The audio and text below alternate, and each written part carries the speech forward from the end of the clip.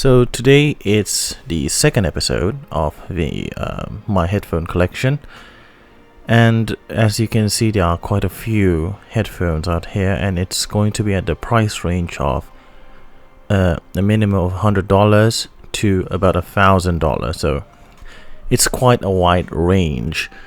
However, I don't have a lot of headphones going to split that range. For example, mainly I don't have a lot of more post $500 headphones, so yeah, unless it's just more of a above 1k, I don't have a lot of headphones in the range of $500 to $1,000, but I do have quite a few above $1,000, so I'm just going to just bundle everything under and over $100 and under $1,000 here. So as you can see, when people ask me, when a subscriber asks me about which headphone would I recommend at about $500 or $700 or anything around that price, I would usually most of the time I would recommend the HIBY Mdr. And if you can see right now in front of you, there isn't any HIBY Mdr here, and there's no the H8 or the HD6XX, which I always recommend also, nor the 58X. It's because most of the time I would just not buy them, because personally these are all going to be a little bit of a story about my headphone collection instead of the headphone I use to evaluate other headphones, because in my channel I don't review headphones a lot. Although for personal enjoyment, most of the time I'm going to listen to headphones instead of IEMs. I mostly review IEMs, however, because of how a lot of my IEM videos get a bit more traction, especially here in Indonesia, where not a lot of people like to buy a full-sized headphone with a full-sized amp and a full-sized stack, etc. We would mostly prefer going portable instead of desktop. But for me personally, I much prefer headphones instead of IEMs or earbuds, definitely. And all of these headphones, it's what I buy for just personal use and personal enjoyment purposes, enjoyment purposes. So yeah, I guess that's for the intro. We have here today with us the Audio Technica R70X, the infamous R70X. We also have the I don't know if this is original or not. It's a Shure Srh1840, and we're going to talk about that later. And the Beyerdynamic DT880 Pros. This is the 250 ohm version, because the 600 ohm version in Indonesia is very rare. It's very difficult to find, but yeah, the DT880, the 250 ohm version, is quite common here. And this is a fully modded Sony Mdr Z7. I wish I had released the or recorded. I haven't recorded it yet, actually. My Z7 mods video, which I will going to record in the future. And I'm going to talk about how the hell I modded these to get to get to where it sounds like right now. But yeah, look forward to that video in the future. And also here I have the Audio Technica A900. Is quite an older set of headphones. It's from about 2003, if I'm not mistaken. This is also detachable cable modded, like my DT880 Pro, and I got it secondhand. It's quite cheap. I got it for cheap. Though it's quite surprising at how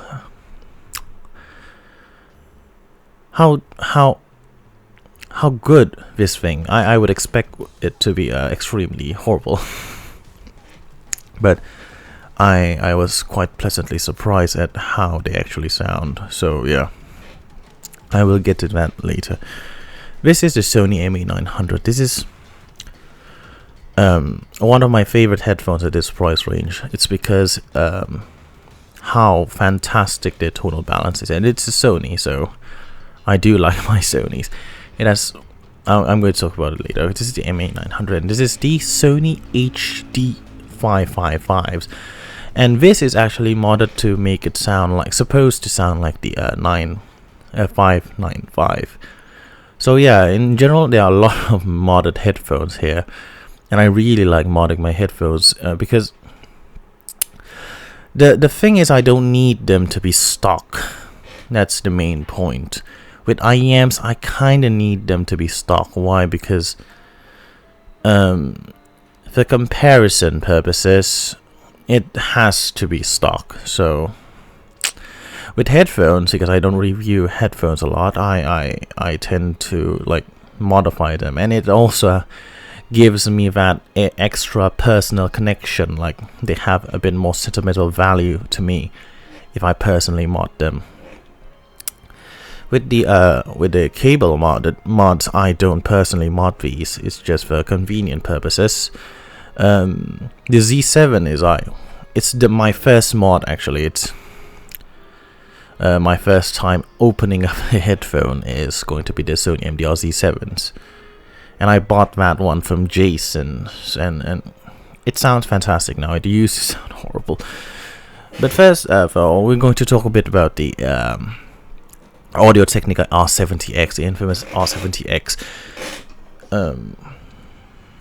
It is the classic Audio Technica ear flap headphones. It sounds weirdly neutral. It sounds natural. It is one of those Audio Technica headphones that I can definitely say sounds quite natural in both its tonality and its timbre. It's one of the more pleasant Audio Technica headphones out there. Usually, if you've watched my previous sub $100 headphones, I mentioned that there is quite a trend in Audio Technica headphones where they all are mostly, especially open back version, mostly neutrally tuned, but they never sound natural in its tonal balance. While the R70X is the exception to that rule, because these are very pleasant sounding. It's warmish. It's a bit warmish than neutral. It's a bit warmish neutral. A bit warmer than the HD800, a bit 600. And it's also a bit warmer than the HD6XX. It sounds wider, definitely. It has quite a wide soundstage. The imaging here is very good. So yeah, an overall very pleasant sounding headphone, very warm and pleasant sounding headphone. It runs very well with my tube amp also. I would expect something this warm wouldn't sound as good with a tube amp that is also quite warm with that extra second order distortion. But with this R70X, it surprisingly pairs very well with my Cayin HA1AM-K2s. So yeah, it sounds very good from a tube. It sounds also bloody good from a solid state amp also. But yeah, tubing these are recommended by me. And sadly, the ear pads, it's very difficult to find replacement ear pads. It's quite an older pads. If you see, you can see there is a deterioration in its what do you call it? Some tab, some kind of tab that you use to slide into your headphones. These used to be all pleather, But yeah, they use the shittiest type of pleather to cover this fabric here, so deteriorates quite easily. I'm never bothered with the R70X head clamp. I am bothered by the A900's head clamp, but the R70X head clamp is very comfortable. It's very light. It's very supple, very light, very light clamp.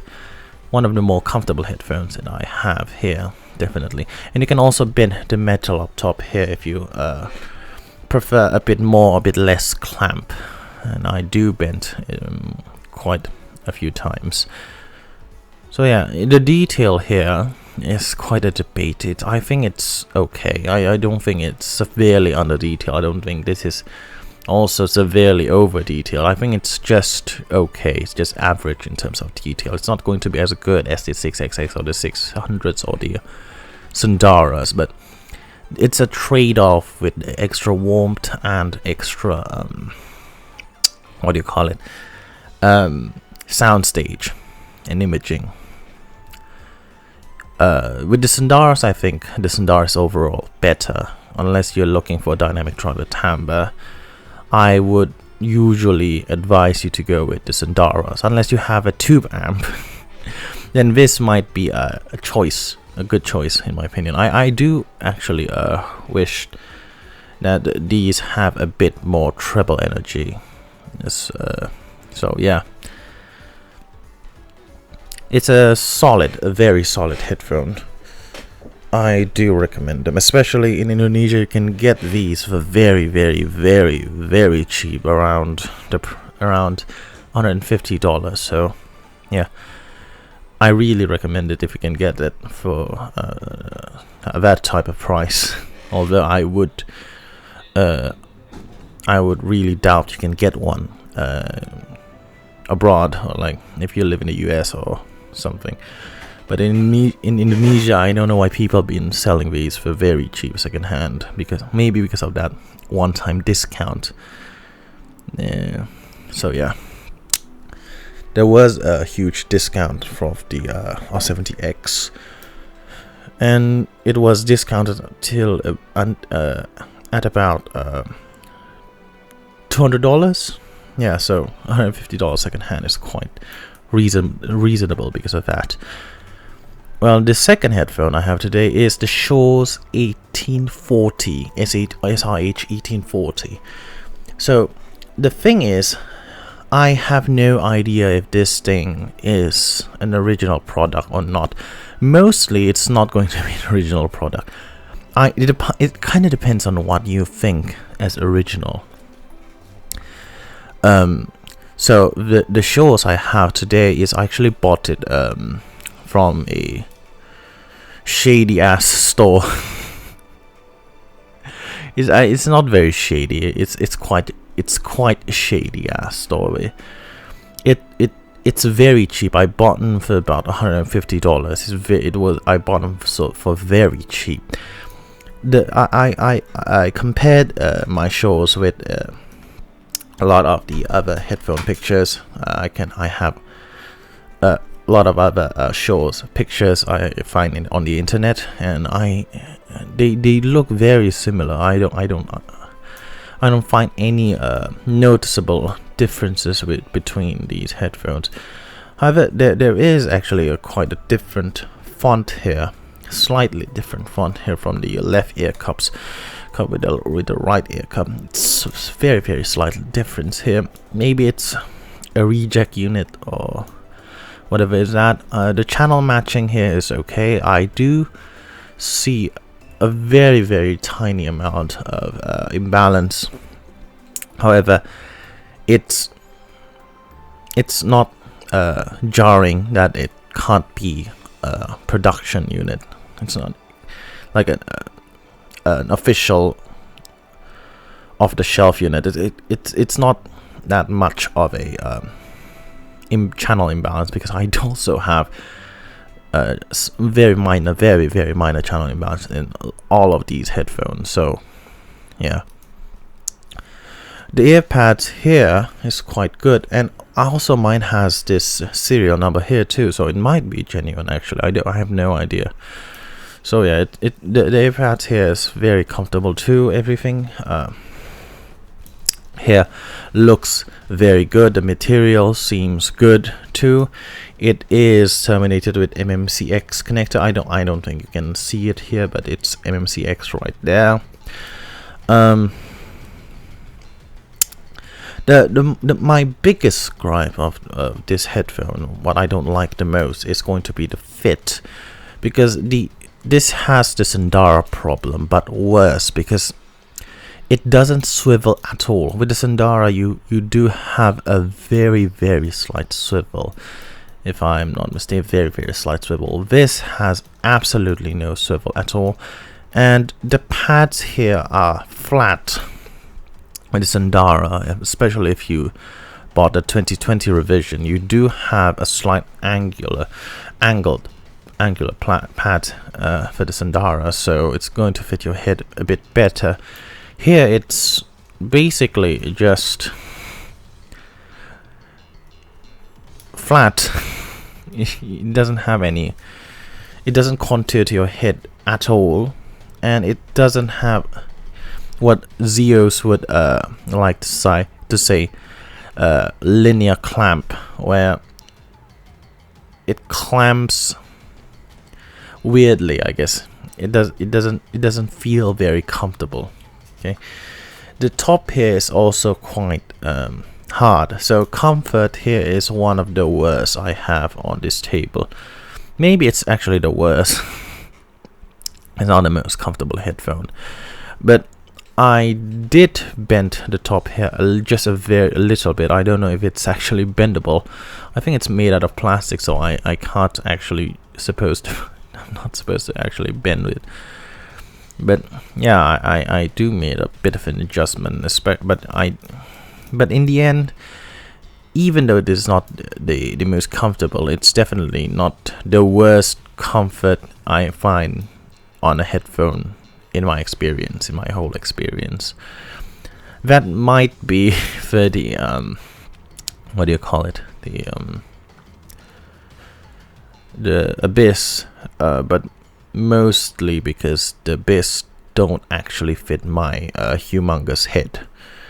So yeah, it sounds very neutral-ish. It sounds very natural-ish, with a slight shout in its upper mid-range. The bass extension is not very good. It kind of rolls off at the lower sub bass, but it's quite punchy. It's quite fast. What do you call it? The soundstage here is also not very impressive. I find it to be slightly below the R70X. For imaging, it's quite good actually. It's quite sharp. It's quite precise. It's a bit more. It's about as good as the R70X, maybe a little bit worse. A little bit better. I mean, the R70X maybe a little bit worse there. It's a bit cleaner too in its presentation, in its separation. So yeah, it's a decent headphone if you got for what I paid for them. It's very cheap. It's very good. The build is very solid. It sounds very good too. Might be a little bit shouty, but most of the time it's going to be okay. In terms of resolution and detail, I don't think it is. I think it's about as detailed as the R70X with a solid state amp. With a tube amp, it doesn't sound as good as R70X in my opinion overall. Yeah, so it's a solid headphone. It's a solid headphone, but I do still prefer the R70X a bit from here. Maybe it's a bit more cleaner, a bit more tighter presentation in the shores, but the R70X is a bit lusher. It's a bit thicker sounding. It's a bit more enjoyable sounding for me. So yeah, it's a good headphone. It's not the best for the price I got them. It might be actually the best. I don't think anything can compete with it at $150. Maybe the 6XX. The 6XX might compete with it, but the thing is, in Indonesia, you can't get the 6XX for $160, $170, $180. You're gonna get the 6XX at about $300. Yeah, about twice as much. So I might as well just buy the 650 or the 600 at around that price. The next headphone is going to be the Beyerdynamic DT880 Pros 250 ohm. This one is quite beat up.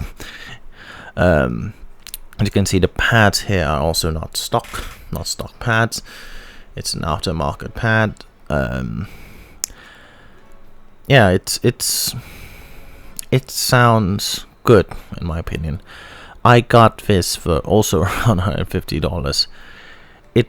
I think the MSRP is about 250 something dollars.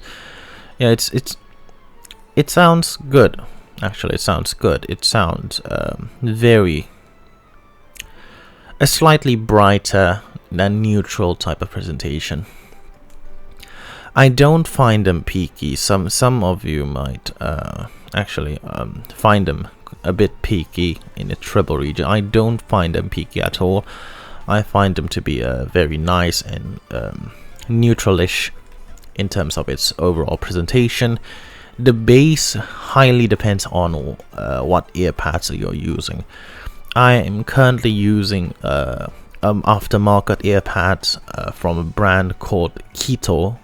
I don't know if it's actually the name is supposed to be like Japanese. It sounds Schiit, it's like Japanese, but I think it's actually a Chinese brand using a Japanese name. I have no idea, but yeah, it's a Schiit ear pads. The headband is already like dead and shit. They're not the most resolving. I think they are about as detailed as the they're quite less detailed than the HD6XX or the 650 or the 600. I think they are about as detailed as the R70X. Maybe the R70X even slightly more detailed than here. However, the timbre here is very good in my opinion, and the punch here is very good too. I think the punch here with the this particular ear pads sounds very good. The punch is very good.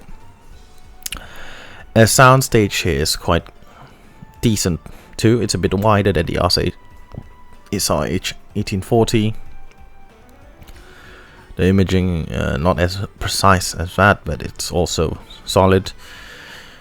So yeah, considering the MSRP of the R70X is around $450 and the Srh1840 is also around that price. For half that price, the DT880 Pro is very good, and I actually do enjoy the presentation quite a lot, because they kind of sound like a mini HD800. So yeah, maybe in the terms of treble detail, this is better than both of those. Maybe not the Shure, but for mid-range, I think the R70X still wins in terms of detail there. So yeah, very decent headphone. I don't know if it competes with the very budget HD6XX. I think that the X6XX being that cheap kind of ruins a lot of headphones, definitely. As you can see, I don't have a lot of planars here. I have 0 planars here. I actually are quite a self-proclaimed planar enjoyer, so having no planar here is quite weird for me. Yeah, but it's most of my planars are about over $1,000. I used to have the 4XX, but I sold them to buy the Sony Mdr X1000. and I never regret that decision because I really love my Sony Mdr X1000. But yeah, so I don't have a planar under $1,000. Continuing with the with my headphones. So here I have the fully, like, excessively modded Sony Mdr Z7s. If you can see, the pads here are not the natural pads as they would come with from. I know what the fuck I'm talking about. The lighting here sucks because I can't get the light brighter. But the pads I'm using here is the ZMF ZMF Universal Perforated Suede pads. It's a long name. It is ZMF Universal Perforated Suede pads. In my opinion, this is the best, by far the best pads I can use with them. I did quite a few mods with them. I will elaborate it in the video. Behind the cups, I use a layer of 5mm thick active carbon filter, and I lined the inside of the cups with micropore tape. I will show it to you later, maybe in a few videos in the future. It's a very solid in terms of build quality, the usual Sony build quality.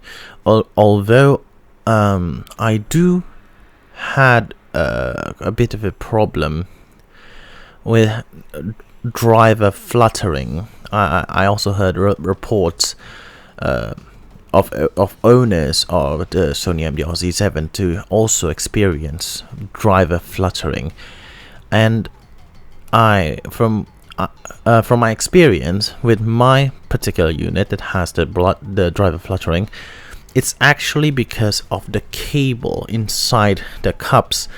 So you do have a very thin wire inside here that when it touches the driver, it flutters. So basically what you have to do is just like move the wire a bit, maybe tape it at the side with the micropore tape, and the problem is basically gone. So if you have a fluttering driver of the Sony Mdr Z7, just use your screwdriver, open them up, very easy to open, and just move the goddamn wire. Very well built. I do have a headband cover here because of the headband here starting to crack, because it's a pleather. It's a fake leather. The up top here is actually quite real, very premium feeling leather, but under here it's very, very soft, but it's fake. So yeah, the earpads, the previous earpads, actually very important actually to me. The original Z7 earpads, I used them actually to mod my HE6, and I will it's the version 2 mod. My current mod is the version 3.5, which is looking kind of sus. Not gonna lie, I'm going to go and grab it.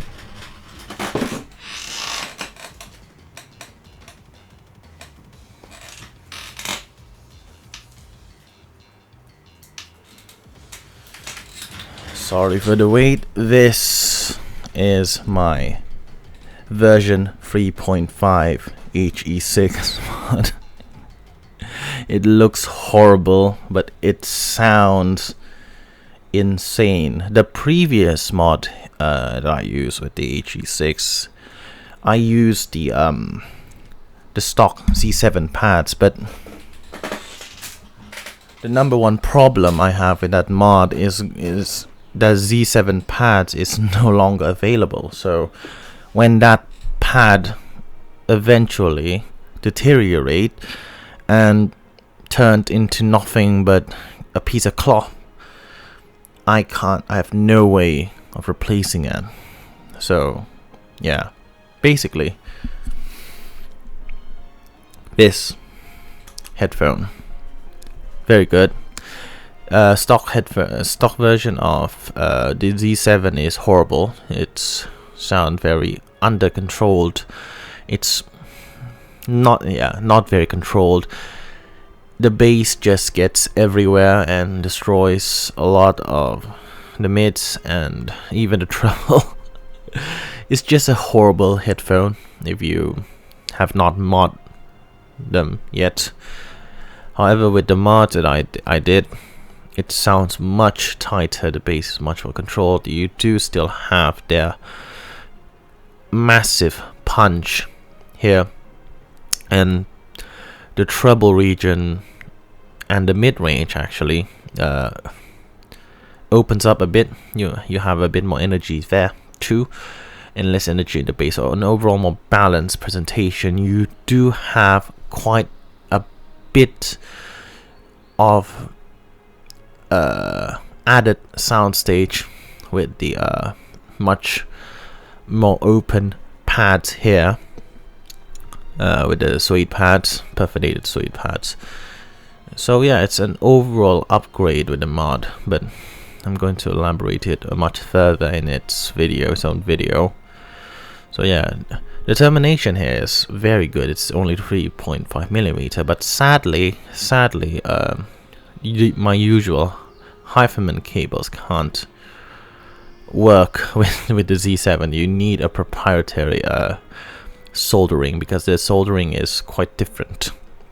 I usually would just ask a cable builder, a local cable builder, to solder both of the pins, so I can use the cable for both my Z7s and my Headphones and my Beyerdynamics, and also my Audio Technica here. So yeah, be a little bit more efficient of my cable usage.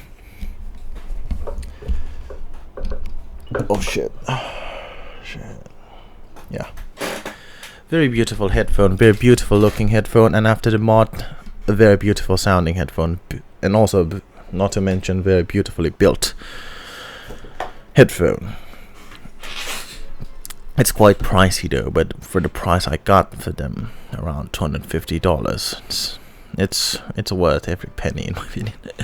It's quite detailed. Also, so the driver potential here is quite massive in my opinion. With better damping behind the driver, it helps with transients. It helps make everything sound tighter, and it's also quite it's a very dynamic and very detailed driver too. So high potential, but horrible execution by Sony. Sadly, horrible execution by Sony. Here we have the Audio Technica A900. It's a very budget headphones. I actually got it for under $100. For maybe about $100, not under $100, probably about $100. The story behind this headphone is I actually bought these for the earpads. I actually don't want headphones, and I was looking for earpads, but I didn't want the headphones, and I actually looking for earpads for the Brainwaves velour earpads. I was looking to try the velour earpads for the Sonys when I was modding the Sony. So I came across someone in the second-hand market selling the A900 together with the earpads. So it's quite a similar story with how I bought the Samsungs to get this pair of headphones. But yeah, I got both the headphone and the earpads for around $100. So I actually get quite a decent bargain there. And when I listen to them, it sounds just horrible. It sounds overly bright and peaky and just unpleasant sounding. But I realize that's mostly because of the velour earpads. When I removed the earpads and replaced it with a pleather earpad, it sounds much better, although a bit too V-shaped for my personal taste. So I just bought the Samsons, and I got these Brainwaves XL micro suede pads, and with the micro suede pads it actually sounds very good. It's still quite bright up top. It still have that treble energy there, but it sounds, but under that, all of that treble with the low pads, and actually taming that treble with the micro suede pads I have right now, this headphone is actually quite detailed, and the soundstage for especially close back is very, very wide. It's about as wide as a Z7, but when you listen to orchestra it might sound a bit wider also. So yeah, it's a very wide sounding headphone. It's a bit wider also than the Srh1840. So especially for a close back, it sounds very, very wide. It sounds quite detailed. It sounds very, very punchy too. But I think the only thing lacking here is a bit it does have that Audio Technica neutral but not natural presentation, especially in the mid-range. So yeah, you do still sadly do have that. So it's an overall decent headphone, especially at the price I have them. It's discontinued, so I doubt that these are going to be everywhere. It's going to be a bit more difficult to find. But if you can come across the A900s, you might want to give it a shot.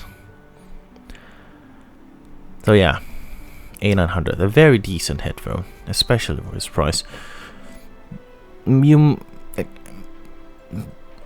But keep in mind, this is a vintage. It's not actually vintage. It's a bit older set of headphones, so you do have a few flaws that if you can, for example, just buy 6XX, then again you can have a much better sound than the A900s.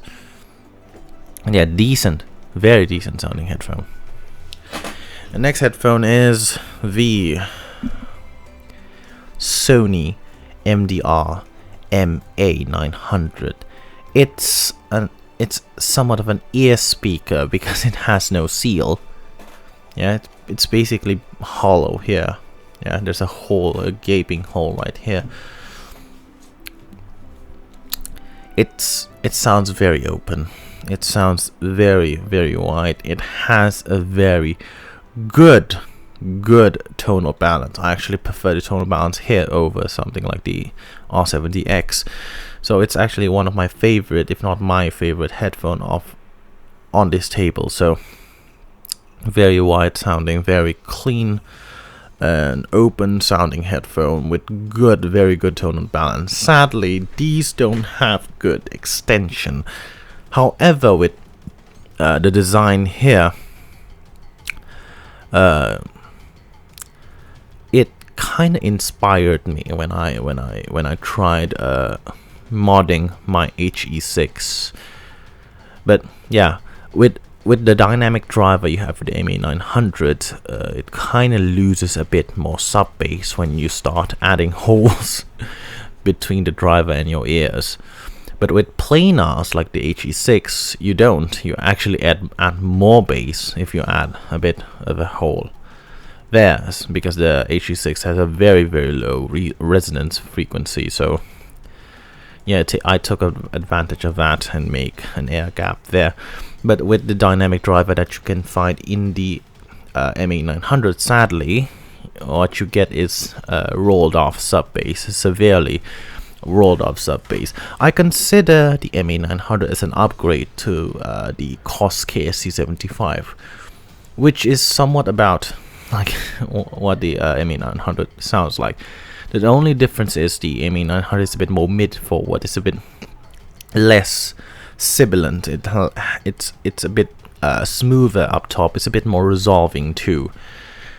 And yeah, it does have that sub bass roll off. It's a bit more punchy too here in the with the Ma900s, and it doesn't maybe doesn't roll off as severely as the Koski SC75, and it looks better too. However, what's lost with this design, with this particular design, is the imaging, because it does have that hole in the imaging department. So if this is your center image, this is your left and right, you do have a hollow feeling between the center image and the left and right image, kind of like creating a free blob effect of the HD600s. But the difference between the HD600's free blob effect and the Ma900 is the blobs are much bigger on the Ma900, so it's a wider stage, but sadly not as good imaging as I would hope them to have, which is sad, because I basically don't have anything to complain here. It's not, though it's not very detailed also, but it's also not very expensive too, and it's very good in tone balance and soundstage. I actually don't mind being under detail, and I also find this very comfortable. It's the most comfortable headphone I have on this table, and yeah, very comfortable, very easy to wear. You can just plug it into your phone. Sadly, attached cable, I might mod these to a detached cable, but yeah, very disappointed at Sony's for straying the open back design. I heard that Sony is going to put out the Mdr Z1F. Hopefully that one sounds amazing. I wish the Z1F has the tonal balance of the Ma900 with more extension, bass extension, and a bit more contoured treble, better contoured treble. So yeah, I can only hope for Sony to make good headphones again. And my last but not least headphone I have here is actually the one I use the most on this table. It's the Sennheiser Hd555 modded to be Hd595, because apparently the only difference of the 595 and the 555 is there is a tab, there's a sticker behind the grill here, the mesh here, in the 555. So I just remove that sticker, and it should sound exactly like the 595, because the driver is apparently the same driver. Because if you want to buy, if you want it, because I think the driver, you can't buy it anymore. I have no idea. If you want to buy the what do you call it, the 595 driver and the 555 driver, it's this exact same driver. So yeah, it's removing that sticker here just adds $100 to its price for some fucking reason. So yeah, it's a 595 or the 555. I bought these for very cheap. I bought these for 20, not even 20. I bought it for $18. No, it sounds very good, sounds very natural. I think it's one of the most natural I have, period. It sounds kind of like the HD600. It doesn't sound exactly like the HD600, but kind of has that 600 character to it. It has good amount of soundstage, not wide. It doesn't sound wide, but it sounds average amount of soundstage, average amount of imaging. So it's decent. It's a decent headphone. It's not the most detailed, but it's for $18. It's fucking detailed for $18, but it's not very detailed for its original price of $300. I think I can find a lot more headphones that are more detailed at that price. Yes, it sounds very good. Sounds very natural. It sounds decent everywhere, I guess. And I got them for very cheap too. Yeah. And it's the headphone that I usually use to monitor every time I'm recording. Yeah. And it's the exact same headphone that I use to monitor myself when I'm editing too. So yeah, one of my most used headphone here. The utility of having a very comfortable and natural headphone, and also a very efficient headphone. It doesn't need a lot to drive it. Doesn't take a lot of power to drive it. Is very good. So yeah, the proposition of having that lying around, it just makes it the most used headphone I currently own on this table. I still use my HE6 and my HE800 a bit more than the Hd555 do, because most of my music listening is going to be with those two headphones, then the Aria and the LCDX. Maybe I used the Aeolus and the LCDX about an equal amount. So yeah, I guess that's that. So yeah, that's it for the video today. I don't think I have anything more to say. Be sure to stay tuned for the above $1,000 price range, and I think I would upload my Z7s, my HE6 and my Hd800 mod video first prior to releasing my above 1K headphone collection. So I guess that's it for the video today. Don't forget to stay tuned and see you next time. Godspeed.